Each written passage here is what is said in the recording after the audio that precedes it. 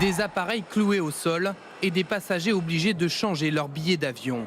Aux aéroports de Paris ou comme ici à Nice, beaucoup ne comprennent pas les motifs de cette grève. Ils ont leurs problèmes, nous on a les nôtres. Et les nôtres sont beaucoup plus importants que les leurs. Bon, c'est un droit, mais c'est quand même pas très acceptable compte tenu de leur situation qui est assez privilégiée. Les pilotes seraient-ils trop payés? La rémunération moyenne des copilotes en début de carrière s'élève à un peu plus de 6 000 € bruts par mois.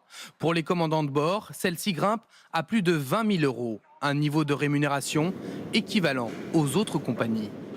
Les pilotes de ligne d'Air France ont des responsabilités qui sont très fortes et les rémunérations des pilotes de ligne d'Air France sont similaires aux rémunérations des pilotes de ligne de Transavia France. La vraie différence, elle se situe plutôt au temps passé en vol, bien inférieur à la moyenne des autres compagnies. Un pilote Air France effectue 565 heures par an. C'est 135 heures de moins que son collègue de British Airways et près de 300 de moins que les pilotes de compagnies low cost.